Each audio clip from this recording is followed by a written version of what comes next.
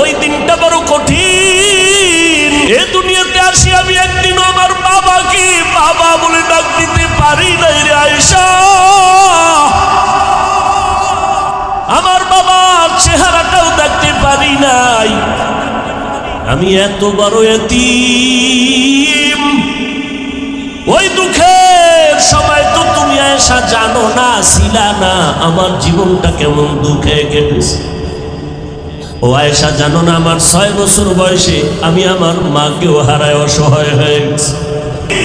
আম্মা জান আয়েশা রাদিয়াল্লাহু আনহা বলেন, আমি আয়েশা তো নবীর ঘরে 9 বছর বয়সে আমি আসছি। আমার যখন 18 বছর হয় রহমতের নবী জমিন থেকে বিদায় নিয়ে গেলেন। আমি প্রায় সময় তাকায় দেখতাম মায়ার নবী আমার হুজরায় বসে গুনগুন করে মাঝে মাঝে কান্না করত। আমি ভয় পেয়ে যাইতাম আমার মায়ার নবী কেন কাঁদে। মনে হয় আল্লাহ বেজার হয়ে গেল আমার উপর, আমি বোধহয় কোনো বেয়াদবি করেছি। আম্মা জান আয়েশা বলেন, মাঝে মাঝে আমি রহমতের নবীর কাছে গিয়ে আদবের সাথে বলতাম, নবী আপনি কেন কাঁদেন? আমি আয়েশা কোনো বেয়াদবি করেছি না। নবী বলেন, ও আয়েশা তুমি বেয়াদবি করো বা কেন? তুমি যে আমার ঘরে আসছো আমার সিদ্ধান্তে না, আমার রবের প্রস্তাবে তুমি আমার ঘরে চলে আসছো। তুমি আয়েশা বেয়াদবি করো বা কেন? ও পর্দার আড়ালের আব্বা জানেরা বোনেরা, ও আমার কলিজার যুবক, পর্দার আড়ালের মা বোন ও বৃদ্ধ বাবাজি, রহমতের নবী কাঁদেন। আম্মা জান আয়েশা রাদিয়াল্লাহু আনহা বলেন, রহমতের নবী বলেন, ও আয়েশা আমার কান্নার কারণ মাঝে মাঝে আমার কান্না আসে, আমি চোখের পানি ধরে রাখতে পারি না রে আয়েশা। 2টা কথা আমার যখন মনে উঠে তখন আমার চোখের পানি পড়তে থাকে, আমি আমার চোখের পানি ধরে রাখতে পারি না। আমি গুনগুন করে কান্না করি। এই একটা বিষয় যখন আমার মনে পড়ে আমি অঝোর দ্বারায় কান্না করি। কারণ তুমি জানো না রে আয়েশা, তুমি আমার সুখের সময়ের বিবি, তুমি আমার জীবনের খবর জানো না, জীবনটা আমার কত দুঃখে কেটেছে। এ দুনিয়াতে আসি আমি একদিনও আমার বাবাকে বাবা বলে ডাক দিতে পারি নাই রে আয়েশা। আমার বাবার চেহারাটাও দেখতে পারি নাই। আমি এত বড় এতিম। ওই দুঃখের সময় তো তুমি আয়েশা জানো না, ছিলা না আমার জীবনটা কেমন দুঃখে কেটেছে। ও আয়েশা জানো না, আমার 6 বছর বয়সে আমি আমার মাকেও হারায় অসহায় হয়ে গেছি। একটা সন্তান যখন বাবাকে হারায় মায়ের কাছে আশ্রয় নেয়, মনের ব্যথা বলে। আবার যদি মাকে হারায় বাবার কাছে আশ্রয় নেয়। ও আয়েশা তুমি জানো না, আমি দুনিয়াতে আসিয়া বাবাকে পাইলাম না, 6 বছরে আমি মা হারা হয়ে গেলাম। আমার তখন মাথার ছায়া ছিল দাদা আব্দুল মুত্তালিব। ওই দাদার পাশে আমি ঘুমাইতাম, মাঝে মাঝে মা মা বলে চিৎকার দিতাম। আমার মায়ের আদর থেকেও আমি বঞ্চিত। 8 বছর বয়সে আমার দাদাকেও আমি হারায় গেলাম। আমার এখন দাদাও নাই। ও আয়েশা, আমার বংশের সবাই আমার দুশ্মন, আপন বলতে কেউ নাই। দাদা চলে গেলেন চাচা আবু তালিবের হাতে রেখে। ও আয়েশা, ওই সময় আমার থাকার মতো ভালো জায়গা নাই, জীবনটা আমার বড় কষ্টের। সেই সময় আমার 25 বছর বয়সে আমি একজন নারীকে বিবাহের বন্ধনে নিয়েছি। আমার বয়স 25-40 বছরের নারী বিধবা, 2 স্বামী বিদায়ের পরে আমি একাধিক সন্তানের মা হওয়ার পরে আমার ঘরে আরবের রূপবতী গুণবতী এক নারী, ধনী টাকাওয়ালা খাদিজা রাদিয়াল্লাহু আনহা। ও আয়েশা তুমি জানো না, আমার ঘরে আসার পর আমাকে তার জীবনের সব সম্পদ হাদিয়া দিয়ে দিছে। আমি দিনের দাওয়াত দিতে যাইতাম, রাতের গভীর ঘরের কিনারায় এসে সালাম দিতাম, সাথে সাথে দরওয়াজা খুলে যেত। আমি মাঝে মাঝে আশ্চর্য হয়ে যেতাম, প্রশ্ন করতাম, হে খাদিজা আপনি কি ঘুমান না? খাদিজা চোখের পানি ছেড়ে কান্না করতেন, ও মায়ার নবী আপনি বড় এতিম, আপনার বাবা নাই মাও নাই। আমি খাদিজা যদি ঘুমায় যাই আপনার চারদিকে দুশ্মন, ঘরের দরজায় এসে যদি দাঁড়ায় কষ্ট পান আল্লাহ আমার উপরে বেজার হয়ে যাবে। এ কারণে আমি বিছানায় পিঠ লাগায় ঘুমাই না, রহমতের নবীর অপেক্ষায় আমি ঘরের দরওয়াজায় অপেক্ষা করি। ও আয়েশা, আমি হেরা পাহাড়ের গুহায় গিয়ে সেখানে আল্লাহর ধ্যানে সময় কাটাইতাম। 1 সপ্তাহ 2 সপ্তাহ পর্যন্ত আসতাম না, 1 সপ্তাহের নাস্তা নিয়ে যাইতাম। যখন আমি আসি না, রাস্তা নাই, সিঁড়ি নাই, এত উঁচু পাহাড়। আমার খাদিজা নিজে মহিলা মানুষ হেঁটে হেঁটে গিয়া পাহাড় বেয়ে উপরে উঠে আমাকে নাস্তার ব্যবস্থা করে দিয়ে আসতো। ও আয়েশা, ওই খাদিজার কথা আমার মনে পড়লে চোখের পানি ধরে রাখতে পারি না। আমার বংশের লোকেরা আমাকে 3টা বছর পর্যন্ত শিয়াবে আবু তালিবের মধ্যে গৃহবন্দী করে রাখছে। একটু পানি নাই, খানা নাই, আমি গাছের পাতা চাবায়া চাবায়া পেটের ক্ষুধা নিবারণ করেছি। খাদিজার উপরে কোনো ঝামেলা নাই, কিন্তু খাদিজা আমার মহব্বতে ঘর সারিয়া আমার সাথে এসে গাছের পাতা চাবাইয়া চাবাইয়া খেয়ে পেটের ক্ষুধা নিবারণ করেছে। আমার মহব্বতে আমার কষ্টকে তিনি ভাগাভাগি করে নিয়েছে। ও আয়েশা, ওই খাদিজার কথা মনে পড়লে আমি চোখের পানি ধরে রাখতে পারি না। যখনই মনে আসে আমার চোখ বেয়ে পানির ফোঁটা পড়ে। তায়েফের ময়দানে গেলাম দাওয়াতের জন্য। তায়েফের বেঈমান কাফির ছোট ছোট বাচ্চাদের লেলিয়ে দিয়েছে। মক্কার পাগল আসে পাথর মেরে তারা এলো। ওই বাচ্চাগুলো পাথরগুলো বৃষ্টির মতো মারে, আর আমার শরীরে পড়িয়া রক্ত ঝরতে ঝরতে আমার পায়ের জুতা আটকায় গেছে। আমার শরীরে মশা মাছি পড়ে না হারাম, আমার চোখ বেয়ে পানি পড়ে আর রক্তর ফোঁটা পড়ে। কাফেরের সন্তানেরা পাথর মারে, আমি কিচ্ছু বলি না। জিব্রাইল আমিন এসে বলেন, হে পয়গম্বর, এখন অর্ডার করবেন তায়েফের মানুষগুলো সব ধ্বংস করে দিব। আমি রহমতের নবী জিব্রাইল আমিনকে বলছি, খবরদার তায়েফের মানুষকে মারবা না, ওরা আমাকে চিনে না।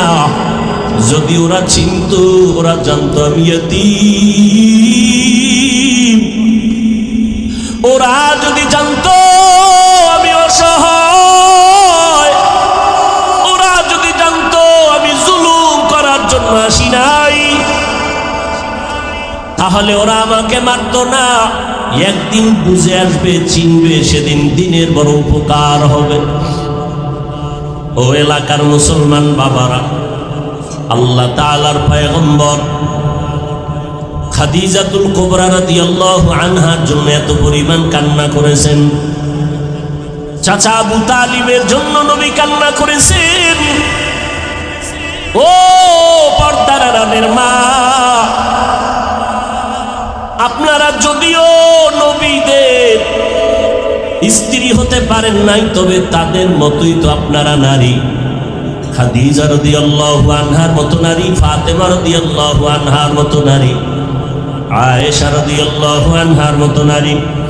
এরে আম্মা জান, কয়দিন আর দুনিয়ার রং তামাশার পেছনে ঘুরবেন? কোন দিন মরণ হবে, আজরাইল এসে জীবনটা নিয়ে যাবে জানা নাই। কয়েক মাস আগের কথা, বিদেশ থেকে টাকার বস্তা নিয়ে বাংলাদেশে আসছে, পরিবারে বেড়ায় আনন্দ করে আবার যাবে। এয়ারপোর্টে তার পরিবারের সবাই হাজির। গাড়িতে উঠিয়া বাড়ির দিকে রওনা। বাড়ির কাছাকাছি যাওয়া মাত্র হঠাৎ ড্রাইভার গাড়িটা পানির মধ্যে ফেলে দিল। জাগায় মহিলা সন্তান অনেক মরে গেল, ওই বিদেশি বান্দা এখনো মরে নাই। মিডিয়ার সামনে চোখের পানি ছেড়ে কান্না করে। জীবনে মানুষ বিবাহ করে খেয়ে না খেয়ে পরিবার নিয়ে থাকার একটা আনন্দ আছে, আমি তাও পাই নাই। টাকার তাগিদে বিদেশ চলে গেলাম, আজ আমি টাকা অলংকার নিয়ে আসছি, কিন্তু আমি বাড়ি যাওয়ার আগে আমার কপাল কেন এত খারাপ। বাড়ির কাছাকাছি এসে আমার নিজের হাতের উপরে কলিজার সন্তানটা মরে গেল, আমার স্ত্রীও মরে গেল। আমি এখন ঘরে যাইয়া কি করব? কে আমাকে আনন্দ দিবে? আমার কলিজার সন্তানটাও চলে গেল, আমার বিবিও নাই। ও টেকনাফের মা বোনেরা, কয়দিন? দুনিয়াটা কিছুই না, এখনো সময় আছে, তওবা করেন।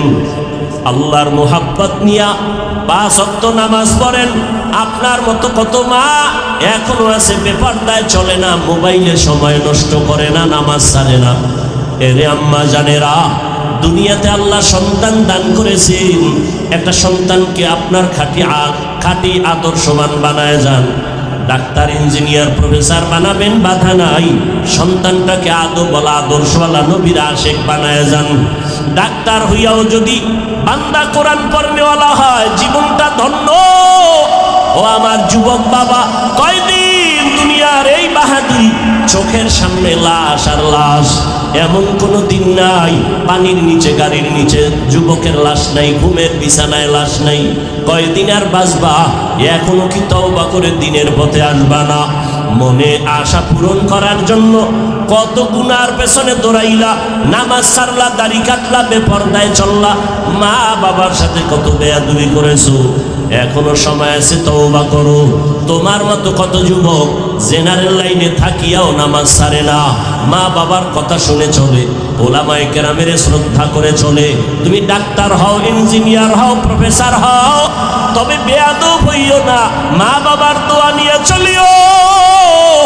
কারণ আল্লাহর কসম, মা বাবার চোখের পানি আর দোয়া ছাড়া জীবনে কোনো সন্তানের সফলতার দরজা খুলবে না। তুমি জানো না যে মা বাবার কত কষ্ট আর মেহনত, যে কারণে তুমি আজকে মানুষ। ওই মা বাবার চোখের পানি আর দোয়ার কারণে তুমি টাকার মালিক, বাড়ি গাড়ির মালিক, সম্মানের মালিক। আজকে অনেকের মা দুনিয়ায় নাই। ওই মা বাবা তোমার আমার জন্য এত চোখের পানি ফেলেছেন, ওই মা বাবার জন্য তুমি কি এক ফোঁটা চোখের পানি ফেলে দোয়া করতে পারো না? রহমতের নবী চোখের পানি ফেলে দোয়া করেন, মা বাবার জন্য কান্না করেন। রহমতের নবীও যদি কাঁদেন, তোমার আমার কপাল কেন খারাপ যে চোখে পানি আসবে না রে বাবা? চোখের পানি ছাড়া দুনিয়ার সফলতা নাই, আখিরাতেরও সফলতা আসবে না। আল্লাহ তাআলা বলেন, আমার আদালত বড় ভয়ঙ্কর। ওই ভয় অন্তরে জমা করিয়া দুনিয়াতে গুনাহ ছেড়ে তওবা করো, আল্লাহর কাছে কান্না করো, গুনাহ থেকে ক্ষমা চাও। চোখ দুইটা বন্ধ করলে দেখা যাবে আমার মতো গুনাহগারের জমিনে কেউ নাই। গুনাহের কারণে হাত না পাক, চোখ না পাক, জিহ্বা না পাক, অন্তর না পাক, আল্লাহর দরবারে ক্ষমা চাও, নামাজি হয়ে যাও, আল্লাহর কাছে সিজদা দিয়ে কান্না করো। আল্লাহ বলেন, বান্দা যখন কান্না করবে চোখের পানি ছাড়িয়া, গালের নিচে চোখের পানি যাওয়ার আগে আমি আল্লাহ তার জীবনের সব গুনাহ মাফ করে দিব। ভাইরা আমার, আল্লাহর নবী বলেন, ও আয়েশা, 2 কথা মনে পড়লে আমার বেশি কান্নার আওয়াজ। এক হলো খাদিজার কথা মনে পড়লে কান্না করি, আর একটা বিষয় হলো আল্লাহ যেই দিকে ইঙ্গিত করে বলছেন, আমাকে ভয় করো, আমার আদালতের ভয়, গুনাহ ছাড়ো। ওই আদালতের কথা যখন আমার মনে পড়ে, আমি চোখের পানি ধরে রাখতে পারি না। আমি রহমতের নবী কান্না করি, হাসরের ময়দান আমার উম্মতের কি উপায় হবে?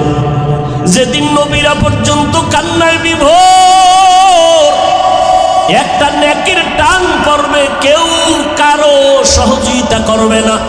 হাদিসে পাকে নবী বলেন, এক আল্লাহর বান্দা হাসরের ময়দানে সব বান্দার আমল নামা ওজন দিতে গিয়া মাত্র একটা নেকের টান, আল্লাহ বলবে, একটা নেক তোমার আমল নামায় চলে আসলে তুমি জান্নাত পেয়ে যাইবা। দেখো তোমার আত্মীয় স্বজন কেউ একটা নেক দেয়নি। আল্লাহর বান্দা দৌড়াবে, সন্তানের কাছে গিয়া বলবে, বাবা জীবনে কষ্ট করে তোমাকে খাওয়াইছি, নিজে খাওয়ার চিন্তা করি নাই, আজ আমি বিপদে পড়েছি, একটা নেক আমাকে দাও। সন্তান বলবে, আমার বাবা ছিল ঠিক, তবে তুমি আমার বাবা আমি বিশ্বাস করি না। এভাবে ঘুরতে ঘুরতে ঘুরতে ঘুরতে কেউ একটা নেক দেয় না, মাত্র একটা নেক হলেই জান্নাত পাবো, কেউ দেয় না, মাও না, বাবাও না, পরিবারের কেউ না। এখন নিরুপায়, চোখে পানি, কান্না করতেছে, কই পাবো একটা নেক? এক নেক হলে আমি জান্নাত পাবো। আল্লাহর বান্দা নিরুপায় হইয়া কান্না করে করে এখন যা আল্লাহর আদালতে যাবে, হঠাৎ করে দেখে পার্শ্বে একজন বুড়া মানুষ বসে বসে কান্না করে। জিজ্ঞাসা করে, বাবা তুমিও কাঁদো কেন? এই কাঁদো কেন? আমি কাঁদি একটা নেক পাইলে আমি জান্নাতে যাব না, আমার কপাল খারাপ, আমার বাচ্চা সন্তান পরিবার কেউ আমাকে নেক দেয় না। ওই লোকটা কান্দে আর কয়, ভাই তুমি কাঁদো কেন? ভাই আমার জীবনে কোনো নেক নাই, গুনাহ গুনাহ গুনাহ, আমি কাঁদি জাহান্নামের ভবে। আমার আমল নামায় একটা নেক আছে,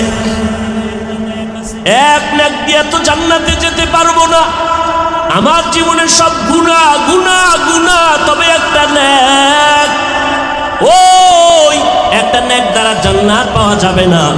তবে তুমি যেহেতু একটা নেকের অভাবে বসে আছো, আমি তোমাকে সেই একটা নেক দিতে চাই, অন্তত তুমি জান্নাতে যাও, আমি খুশি হব। কারণ আমি এই বিপদের সময় আমার একটা ভাইয়ের উপকার করতে পেরেছি। রহমতের নবী বলেন, ভালো মানুষকে খায়রুন নাস মান ইয়ানফাউন নাস, ওই ব্যক্তি তো ভালো যার দ্বারা অন্যের উপকার হবে, কোনো ক্ষতি হবে না। এই সময় তোমার মাও তোমারে সহযোগিতা করে না, বাবাও করে না, ভাই বোন করে না। আমি যেহেতু একটা নেকের দ্বারা জান্নাত পাবো না, আমার সব গুনাহ গুনাহ গুনাহ, তবে আমি একটা নেক যেহেতু আমার আছে, তোমারও একটা নেকের বড় অভাব, আমি আল্লাহর মহাব্বতে ওই নেকটা তোমাকে দিয়ে দিলাম। আমার দিলটা এতটুকু শান্ত যে আমার একটা ভাইকে আমি উপকার করতে পেরেছি, এটাই আমার তৃপ্তি।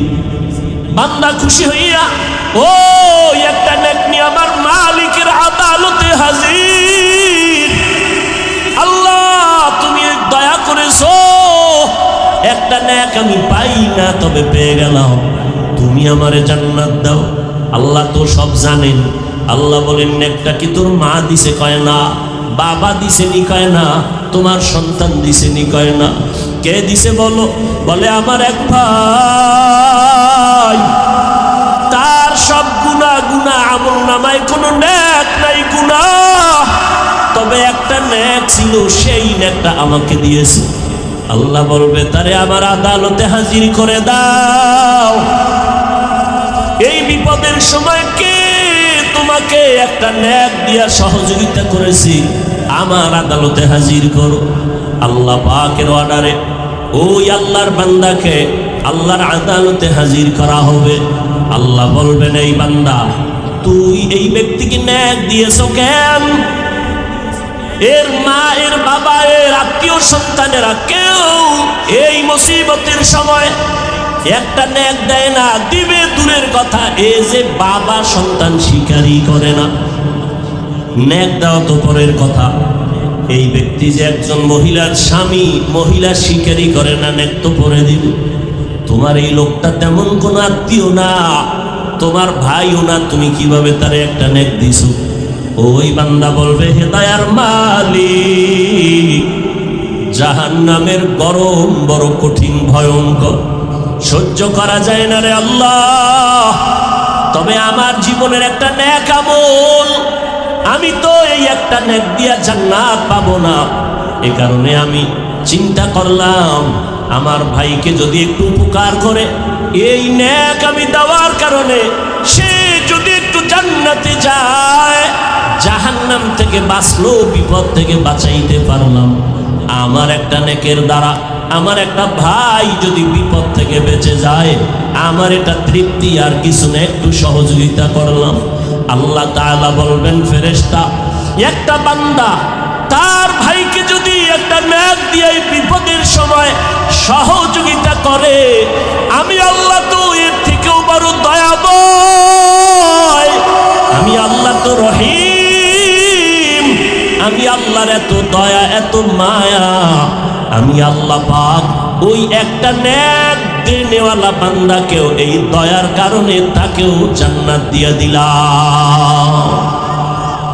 আতিনা ফি দারে দুনিয়া না হাসান, আতিনা ফি দারে উকবা না হাসান, ইয়া গিয়াসাল মুস্তাগীসিন ইহদিনা লিফতিখারা বিল উলুমে ওয়াল গিনা, হর গরিদে নেকো তু তৈয়ার হ্যায়, जो न मांगे उससे तू बेजार है। وأما من خاف مقام ربه ونهى النفس عن الهوى فإن الجنة هي المأوى। আল্লাহ তাআলা বলেন, আমার আদালতে দাঁড়াইয়া হিসাব দেওয়ার ভয়ে যারা দুনিয়াতে এই গুনাহ থেকে নিজেরে বাঁচায় রাখবে, আমি আল্লাহ তাকে বিনা হিসাবে জান্নাত দিয়ে দিব। দুনিয়াতে থাকিয়া গুনাহ থেকে বাঁচার উপায়, জীবনের ভাগ দুইটা, একটা আমার পেছনে চলে গেল, সামনে আর একটা আমার হায়াত কতদিন আছে জানা নাই। তবে পিছনের জীবনে গুনাহ অনেক করে ফেলেছি, সামনের জীবনেও গুনাহ হতে পারে। এই দুই লাইনের গুনাহ থেকে কিভাবে বাঁচবো? পিছনের গুনাহ থেকে বাঁচার জন্য একটা মেডিসিন লাগবে, সামনের গুনাহ থেকে ভালো পবিত্র থাকার জন্য আর একটা মেডিসিন লাগবে। পিছনের যেই মেডিসিনটা গুনাহ করে ফেলেছি, হাতের গুনাহ, চোখের গুনাহ, জবানের গুনাহ, অন্তরের গুনাহ, এইভাবে যত গুনাহ করে ফেলেছি, আল্লাহর হক নষ্ট করে, বান্দার হক নষ্ট করে, যত অন্যায় করেছি, পেছনের গুনাহ থেকে পবিত্রতা অর্জনের জন্য একটা মেডিসিনের প্রয়োজন। ওই মেডিসিনটা না থাকলে পেছনের গুনাহ থেকে আমার ক্ষমা হবে না। সামনের জীবনে যেন আমার চলার পথে কোনো গুনাহ না হয়, ওই গুনার থেকে বাঁচার জন্য আর একটা মেডিসিন লাগবে। এই দোনোটা মেডিসিন অর্জন করার একমাত্র জায়গা হলো আল্লাহওয়ালাদের নেক নজর। লিকুল্লি শাইইন মা'দিনুন ওয়া মা'দিনুত তাকওয়া কুলুবুল আরিফিন। ভালো ভালো জিনিস রাখার গোডাউন আছে, তাকওয়ার গোডাউন হলো একমাত্র আল্লাহর প্রিয় বান্দা যারা আরেফ, আরিফিন, আল্লাহকে চিনেন, আহলুল্লাহ যাদের বলা হয়, তাদের নেক নজর লাগাও, তাদের নজরের মধ্যে পাওয়ার আছে। আল্লাহর নবী বলেন, ক্বালা রাসূলুল্লাহি সাল্লাল্লাহু আলাইহি ওয়া আলিহি ওয়াসাল্লাম, ইত্তাকু ফিরাসাতাল মুমিন ফাইন্নাহু ইয়ানজুরু বিনুরিল্লাহ। আল্লাহর নবী বলেন, আল্লাহর বিশেষ যারা পাওয়ারওয়ালা বান্দা, এদের ফেরাসাতের পাওয়ার থেকে তোমরা সতর্ক, ভয় থাকিও, কারণ এরা অনেক কিছু দেখেন যেটা তোমরা দেখো না। আল্লাহ তাদেরকে স্পেশাল পাওয়ার দান করেন। এই পাওয়ারের নাম কোরআনের ভাষায় ফুরকান, হাদিসের ভাষায় পাওয়ারের নাম ফেরাসাত। ইয়া আইয়ুহাল্লাযীনা আমানু ইন তাত্তাকুল্লাহ ইয়াজআল লাকুম ফুরকানা। আল্লাহ তাআলা বলেন, ও মুমিন, তাকওয়ার উপরে মুজাহাদা করো, প্রচেষ্টা চালাও, আল্লাহ একটা পাওয়ার দান করবেন। এই পাওয়ারের নাম ফুরকান। মা মা'নাল ফুরকান হুয়া নূরুম মিন ইলাহি। ফুরকান নামের পাওয়ার হলো আল্লাহর থেকে স্পেশাল দেওয়া একটা নূরের আলো। ওই আলোটা দিয়া বান্দা হক বাতিল নির্ণয় করে হকের উপরে আগাইতে থাকবে। এই ফুরকান নামের পাওয়ারটাকে হাদিসের ভাষায় বলে ফেরাসাত। ওসমান রাদিয়াল্লাহু তাআলা মসজিদে নববীর মধ্যে বয়ান করতেছেন, সাহাবায়ে কেরাম বসা।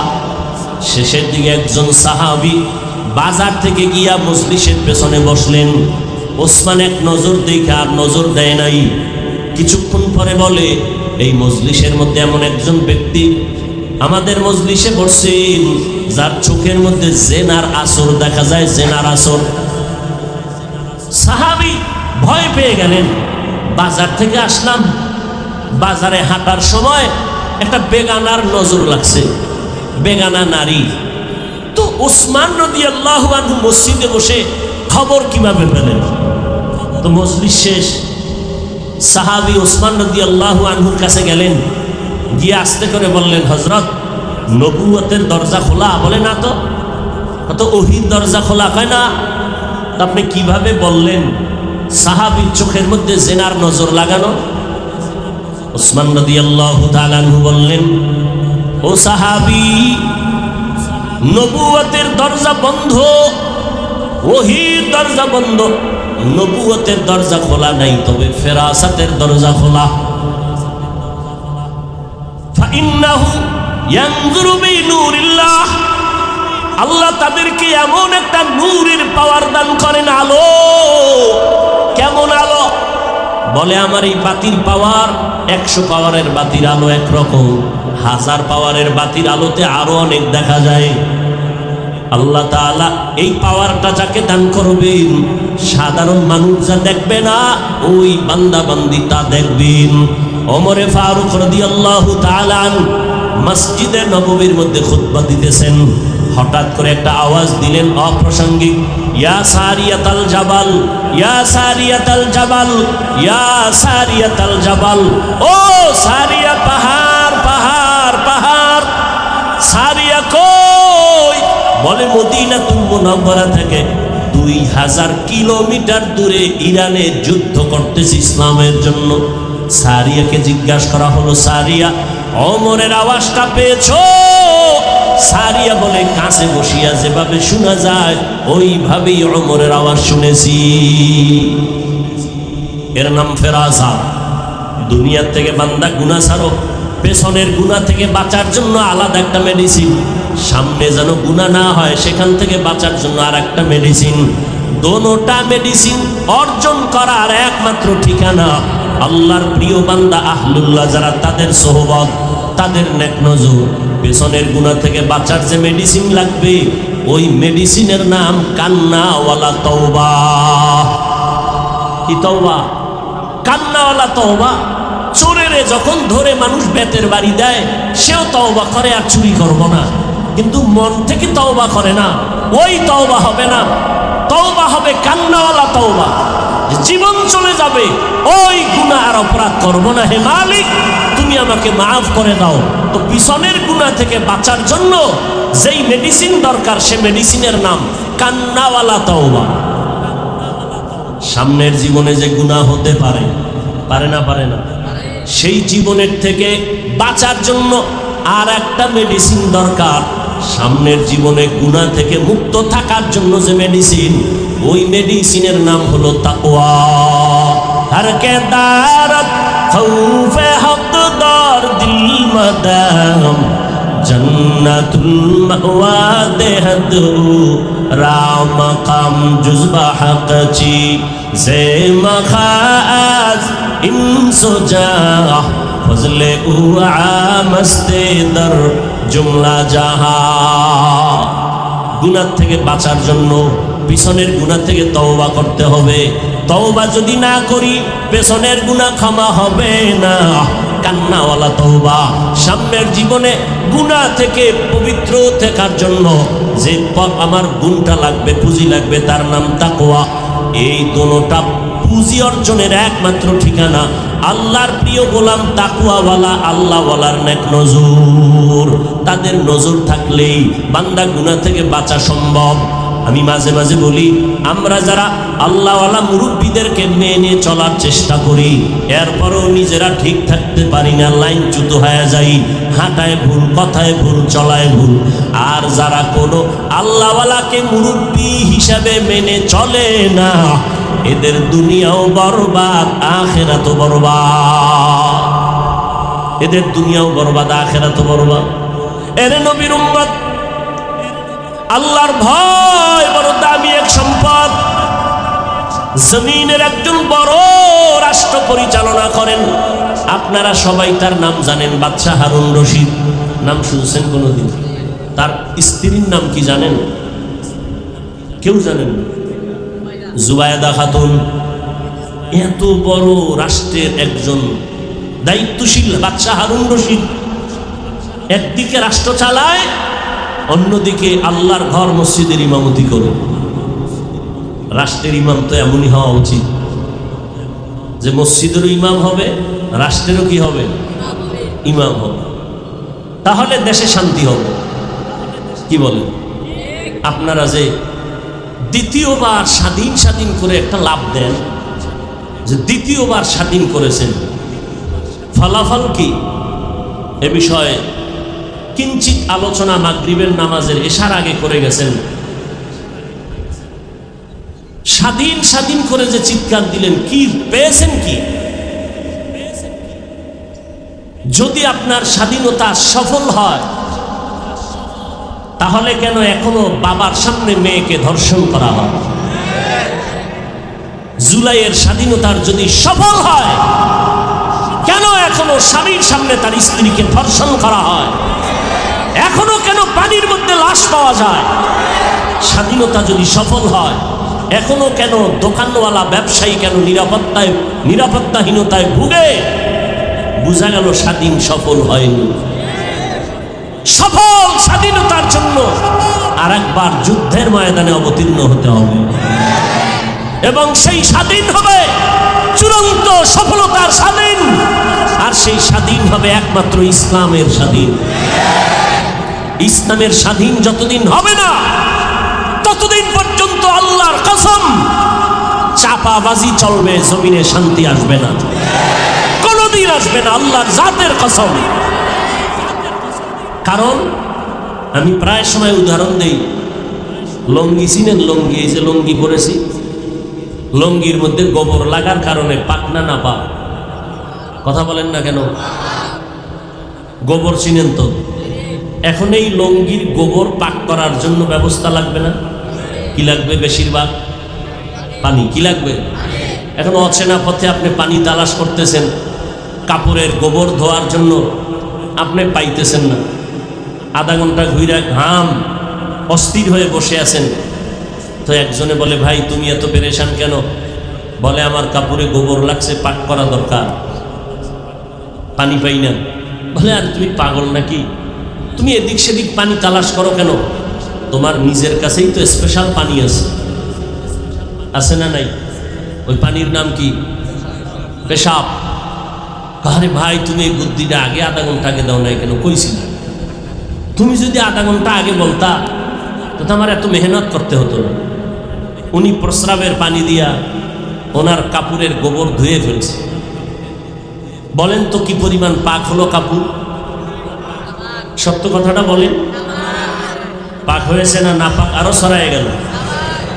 গোবরের নাপাক ধুইতে গিয়া যদি প্রস্রাবের নাপাক পানি দিয়া ধুইতে যায়, তাহলে পাক হয় না, আরো নাপাক ছড়ায়। ঠিক যেই লোকটা সুদ খায়, ঘুষ খায়, দুর্নীতি করে, ধর্ষণ করে, খুনি, চরিত্রহীন এমন একটা মানুষকে যদি বলো আমার টেকনাফ এলাকাটা পবিত্র বানায় দাও, তাহলে পবিত্র হবে না আরো নাপাক ছড়ায় যাবে? আরো নাপাক ছড়ায় যাবে। সহজ কথা, কোনো প্যাচ নাই, কোনো ঝামেলা নাই। আমরা ওলামায়ে কেরামরা কখনো বলেন আমাকে এমপি মন্ত্রী বানাও, এখানে আমাদের বসার ওই চেয়ারের মূল্য নাই। ওলামায়ে কেরামকে আল্লাহ যে স্থায়ী সম্মান দিছেন, এর থেকে আর বড় সম্মান প্রয়োজন হয় না। তাহলে এরপরও আলেমরা মাঠে কেন ভোট চাওয়ার জন্য প্রস্তুতি নিতেছেন? একমাত্র কারণ ওখানে বসে যে চুরি করে এটা বন্ধ করতে হবে, মানুষের উপরে জুলুম করে সেটা বন্ধ করতে হবে। তারা যদি বন্ধ করে তো আলহামদুলিল্লাহ, আর হুজুর যাওয়ার দরকার নাই। বরং কিন্তু তারা করবে বলে কোনো আশা পাওয়া যায়। একজনে তেঁতুল খায়, বলে ভাই কেমন লাগে? বলে আমার ঠোঁটের মিসকলে বুঝো না এটা কেমন, টক না ঝাল? তাহলে সমাজের পবিত্রতা অর্জনের জন্য কারে দিয়ে কি হবে এটা আগের থেকেই বোঝা যায়। তার চরিত্র তাক বলে দেয়, তার আখলাক বলে দেয়, তার ব্যবহার বলে দেয়। আসলে অনেকে মনে করে ইসলাম বুঝি অনেক কঠিন। কে বলেছে পৃথিবীতে ইসলাম ছাড়া সহজ কোনো ধর্ম নেই? এত সহজ ধর্ম ইসলাম। ইসলাম কি বলে? দুইজন দেখা হলে কি দাও? সালাম মানে কি? শান্তি। তাহলে আমি বললাম আসসালামু আলাইকুম, আপনার উপরে শান্তি বর্ষিত হোক, সে আমাকে কি বলবে? সেও দোয়া করলো আপনার উপরেও শান্তি বর্ষিত হোক। দুই দিক থেকে যখন সালাম আর শান্তির দোয়া চলবে, মাঝখানে আর অশান্তি ঢুকতে পারবে না। ইসলাম কি বলে? বলে এই বড়রা ছোটদের উপরে মায়া করো, ও ছোটরা বড়দেরকে সম্মান করে চলো। আল্লাহর কসম, আমার দেশের বড়রা যদি ছোটদেরকে মায়ার নজরে দেখে কোনোদিন জুলুম করবে না। আবার ছোটরা যদি বড়দেরকে সম্মানের নজরে দেখে বেয়াদবি করবে না। এর নাম ইসলাম। ইসলাম কি বলে? কর্মচারী কাজ করে ঘাম ঝরার আগে বেতন দিয়ে দাও। বেতন যদি আগে দিয়ে দেয়, কর্মচারী কাজের মধ্যে চুরি করবে না, বরং আমানত রক্ষা করবে। তাহলে যে যাই বলেন আর না বলেন, মানেন আর না মানেন, ফাইনাল কথা, ইসলাম ছাড়াই জমিনে শান্তি আসবে কোনোদিন সম্ভব না। অতএব সেই ইসলাম এ জমিনে আনার জন্য চেষ্টা করতে হবে আমাদের। না আপনারা যদি অপেক্ষায় থাকেন, তসবিহ নিয়ে দিন গুনেন, ভোটের আগের রাত্রে টাকা খাবো,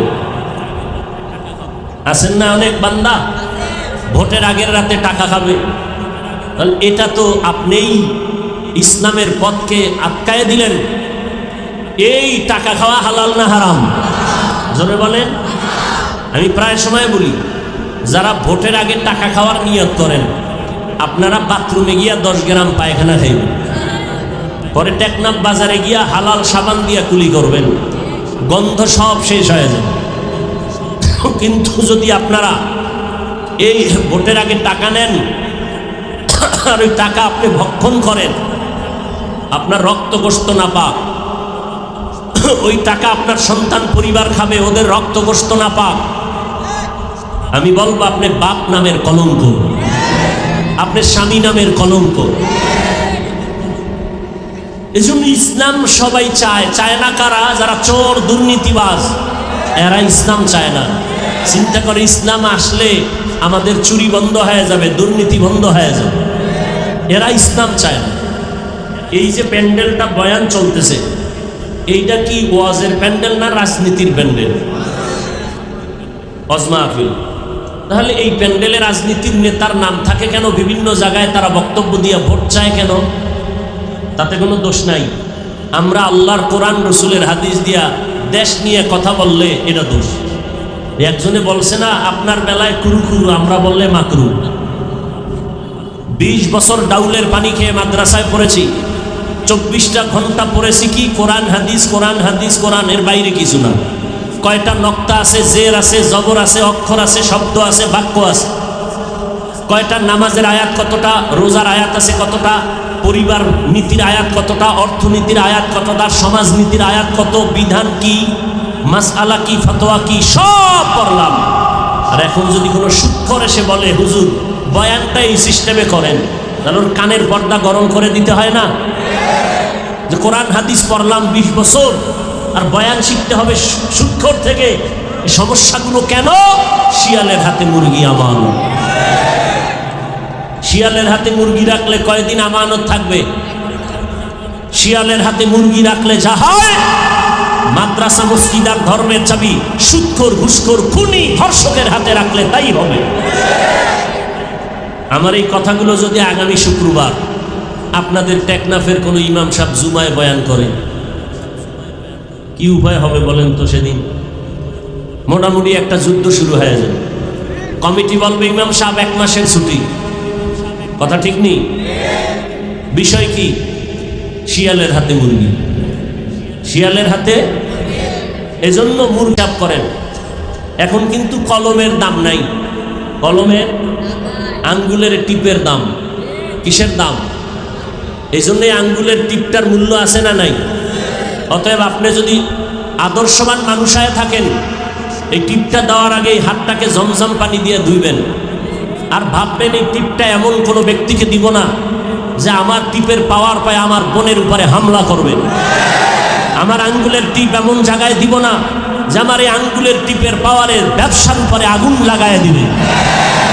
টিপ দেওয়ার আগে ভাবতে থাকেন এমন জায়গায় টিপ দিব যে টিপের পাওয়ারের মাধ্যমে আমার দেশ শান্ত হবে, জনগণ শান্তিতে থাকবে, ইসলাম নিরাপদ থাকবে, মাদ্রাসা মসজিদ আলেম ওলামারা নিরাপদ থাকবে। আল্লাহ বুঝার তৌফিক দান করেন। রাগ করলেন আপনারা? বলে ধর্মের মধ্যে রাজনীতির মধ্যে ইসলাম টানবেন না। আপনাকে কে বলল ধর্ম আর রাজনীতি আর ইসলাম আলাদা?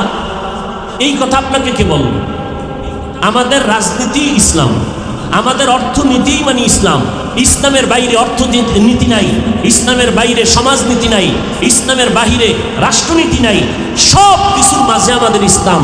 কেমন মিলানো? আমি বলি সূর্যের সাথে আলো যেমন মিলানো, ফুলের সাথে ঘ্রাণ যেমন মিলানো। ফুল থেকে ঘ্রাণ সরিয়ে গেলে যেমন ফুল থাকে না, রাজনীতির থেকে ইসলাম আলাদা হলে ওটা রাজনীতি থাকে না, দুর্নীতি আর পেটনীতি হয়ে যায়। হ্যাঁ, আপনি রাজনীতি করেন না সেটা ভিন্ন। আমি বর্তমানে ইসলামী রাজনীতির কোনো দায়িত্বে নাই। তার মানে কি আল্লাহর কোরআনে যা আছে তার বিরোধিতা করব? এখানে বহু আল্লাহর বান্দা নামাজ পড়েন না ঠিক মতো, তার মানে কি আপনি নামাজ বিরোধিতা করেন? না, নামাজ না পড়া এক জিনিস, নামাজের বিরোধিতা করা আর এক জিনিস। যে নামাজ পড়ে না সে মুমিন, অন্তরে আগ্রহ আছে পড়বে, আর যে নামাজ পছন্দ করে না সে বেঈমান। যে দাড়ি রাখে না সে মুমিন, যে দাড়ি পছন্দ করে না সে বেঈমান। যে পর্দা করে না সে মুমিন, যে পর্দা পছন্দ করে না সে বেঈমান। যে ইসলামের রাজনীতি করে না ঠিক, কিন্তু মুমিন করবে, মনে আগ্রহ আছে, কিন্তু যে ইসলামী রাজনীতির বিরোধিতা করবে সে বেঈমান। আল্লাহ বুঝার তৌফিক দান করেন।